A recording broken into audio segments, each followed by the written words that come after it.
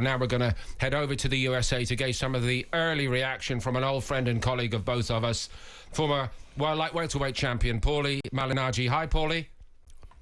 Hey guys, how are you? We're very sad, actually, and it's sad to speak to you in these circumstances. You may well remember, because we've all been working at ringside together on occasions with George during his HBO heyday, his, third, fourth, fifth career as a great broadcaster. Explain to us, in your own perspective, Paul, his influence, and answer that question in any way you wish.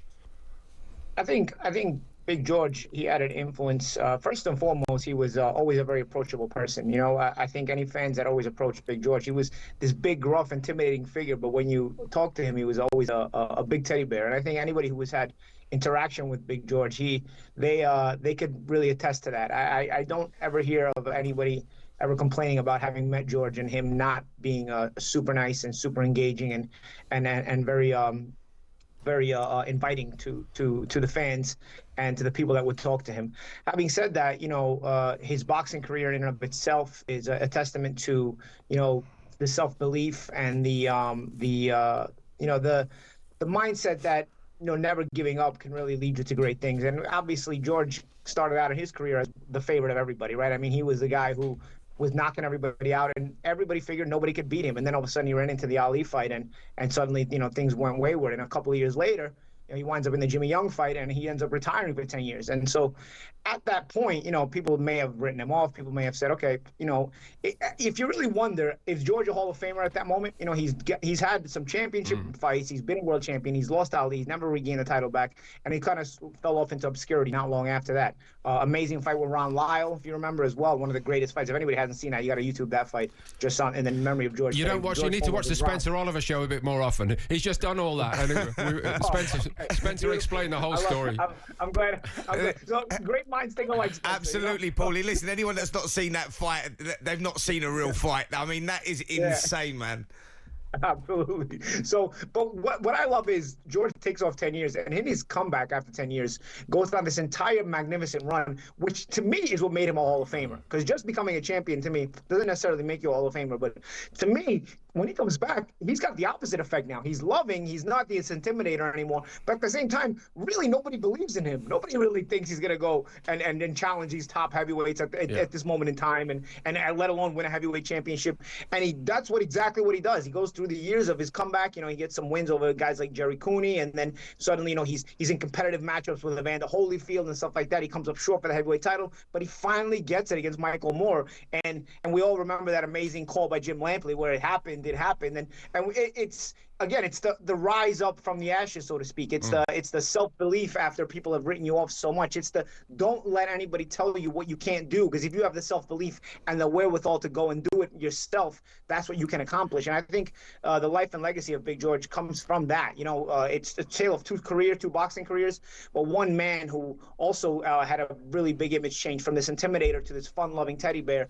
And like you said, I mean, he also had an amazing career as a commentator. He was on the call for my fight against Miguel Cotto, and he was and for me it's always a positive memory for me, because George was one of the guys on that commentating team that was talking very positively of me on that night during that fight, and it's something that I've always kept in my locker, you know, because obviously he's a classic historical figure in boxing, and to have had him on the call of such a big fight in my career also meant a lot. But yeah, sad day today. Obviously, these things are part of life, and it's the circle of life. But certainly, I think George Foreman would have wanted us to remember his career and him as a person in the way we're remembering him right now, and not to be too sad, because George got the most out of his life. I mean, if you think about it, I mean, besides the career, the boxing career, the commentating career, this engaging figure, the George Foreman grill also made him super successful financially as well. So I mean, he done it all. George really lived a very complete life,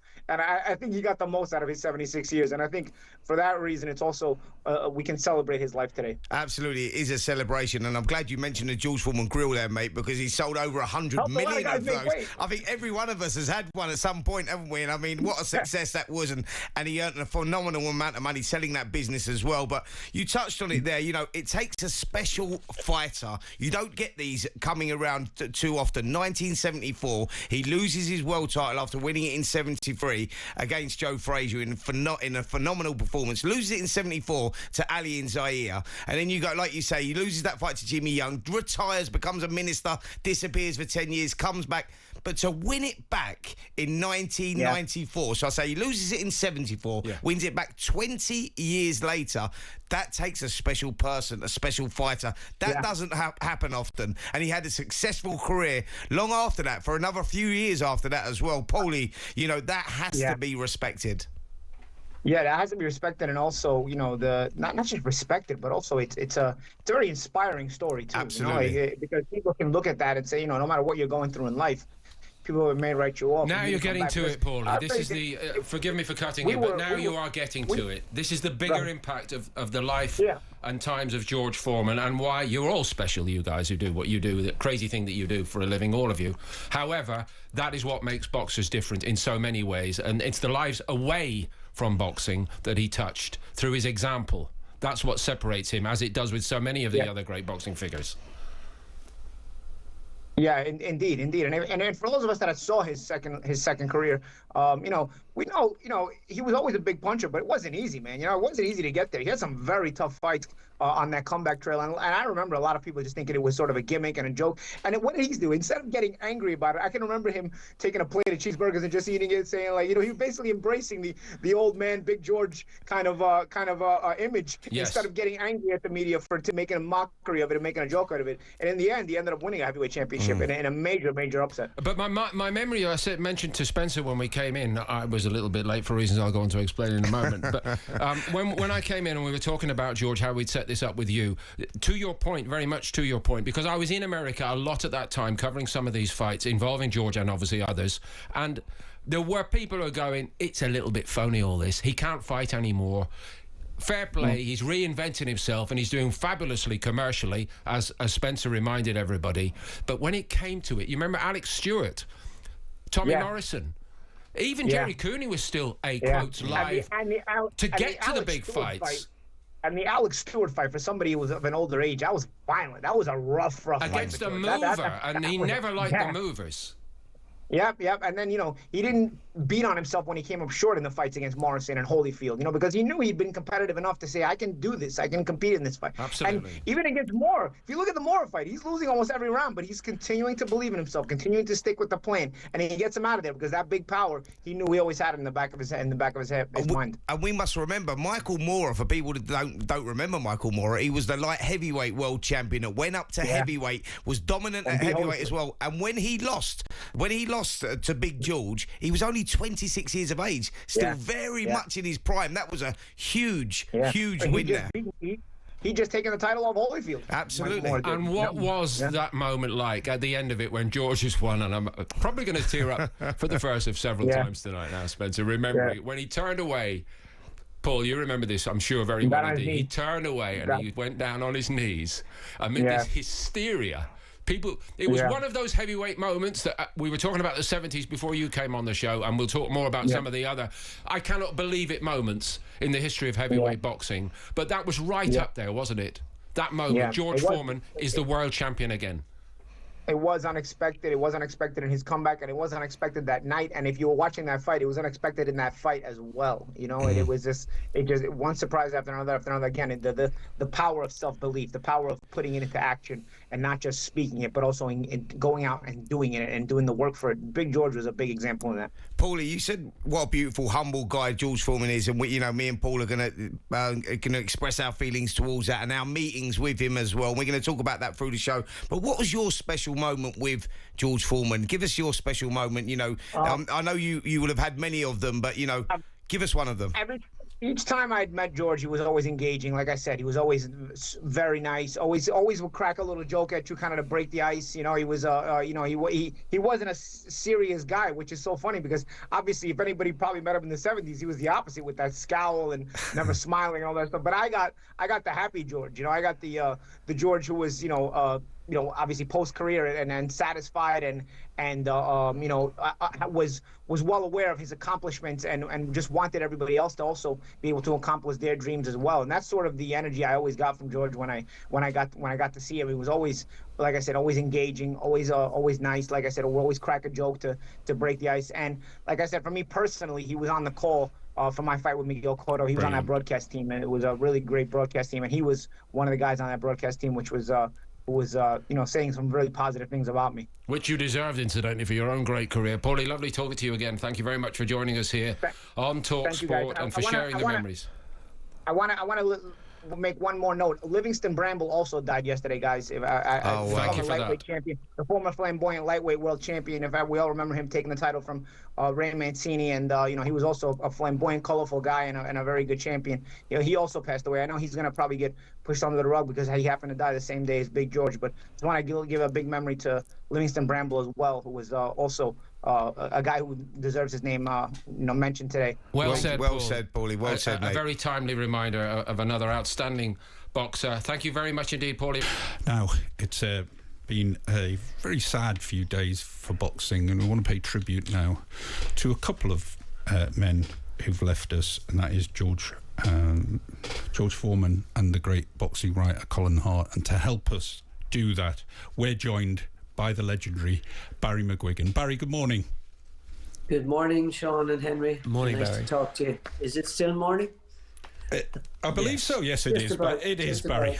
Barry, we had booked you to come on to talk about George Foreman, but the sad news today of the legendary boxing writer Colin Hart, who's passed away.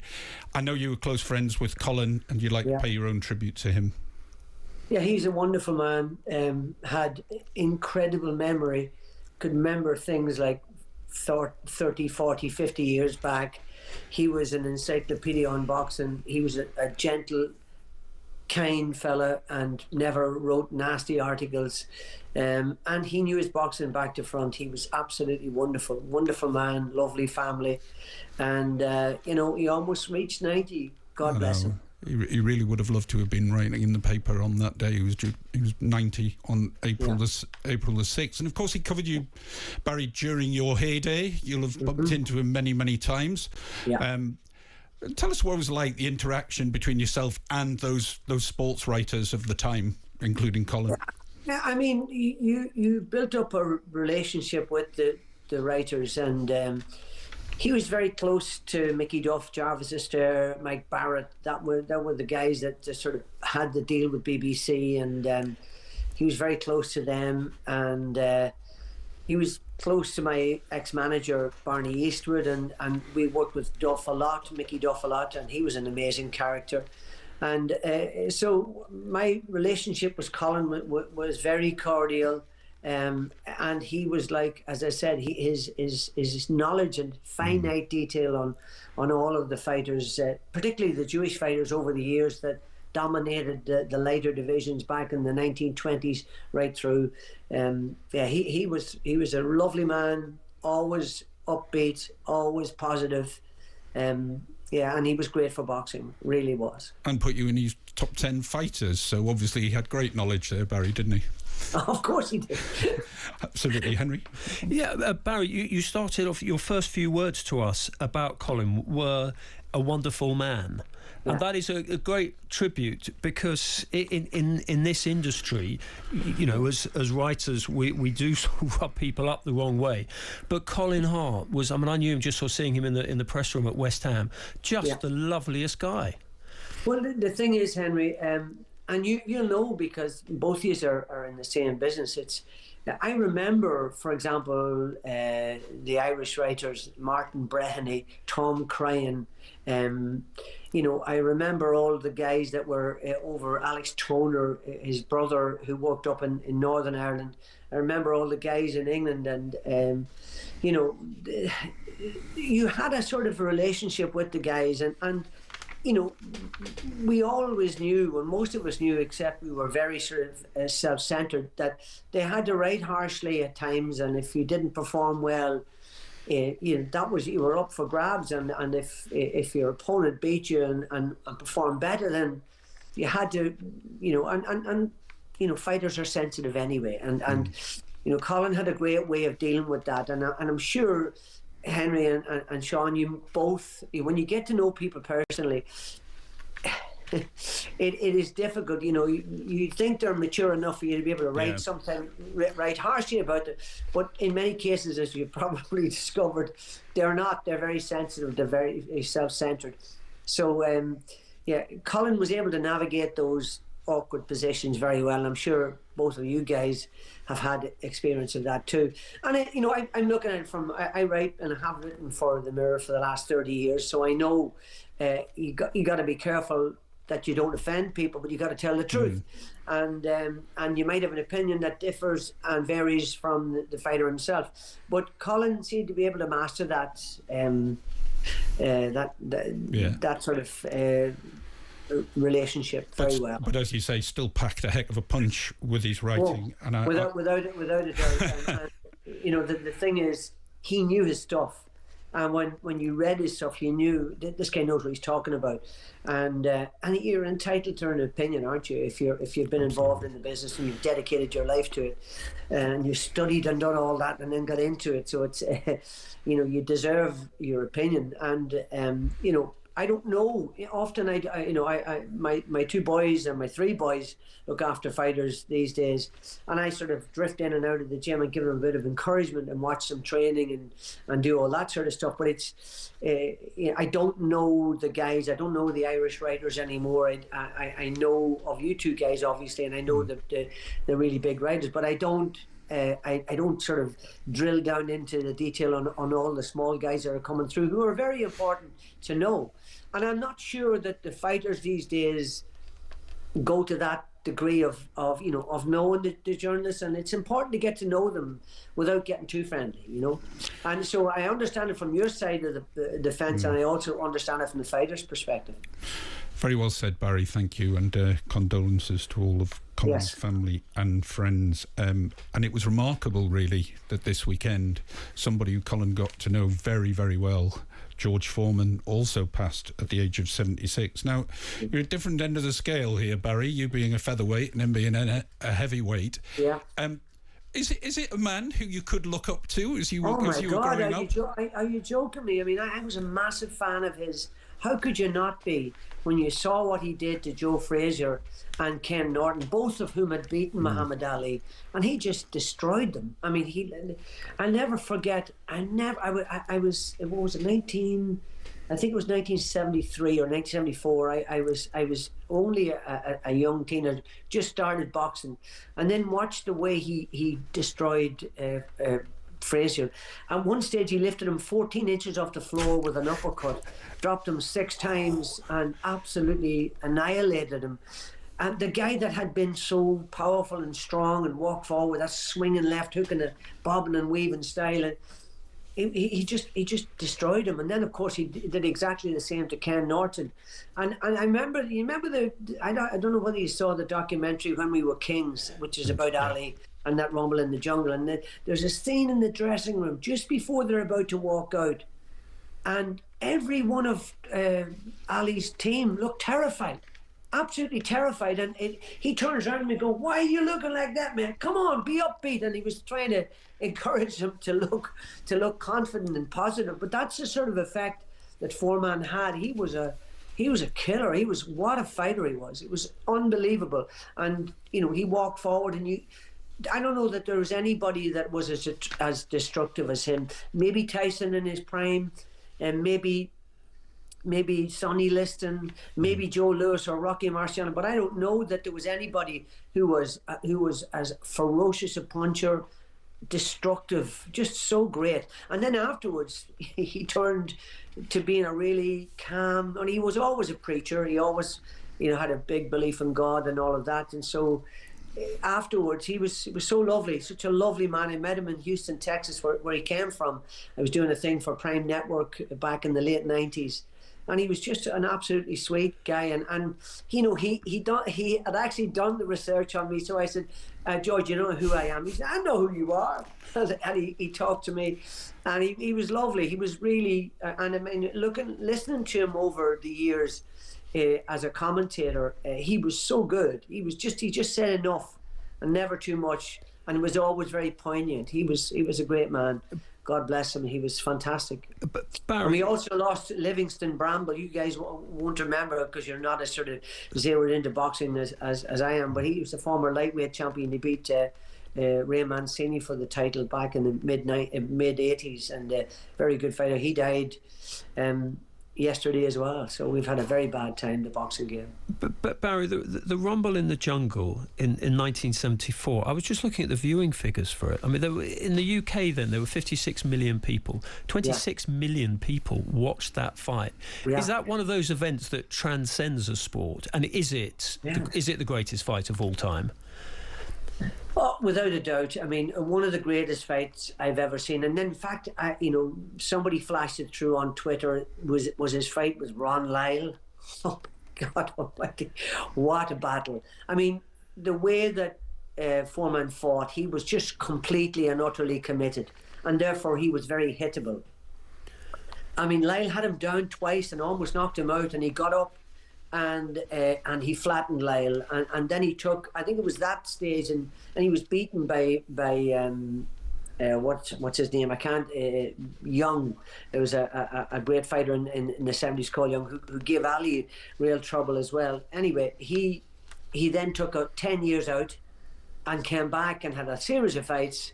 Then he lost to Evander Holyfield and then came back and knocked out Michael Moore at the age of 45. I don't think that'll ever be repeated again. I don't think anybody will be able to do that, because the athletes are so much more fine-tuned and they get everything out of them. So I'm not sure we'll ever be able to see someone like Foreman again. He was really a one-off, absolutely a one-off.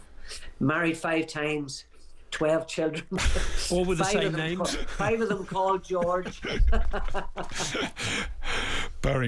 Barry McGuigan, fantastic stuff. Thank you for your great tributes to both Colin Hart and to George Foreman. Hopefully we can have you on again, Barry. Brilliant stuff. There you go, absolutely. Cracking. Lovely man, Barry. On AM, on DAB, via the talkSPORT app and on your smart speaker. talkSPORT.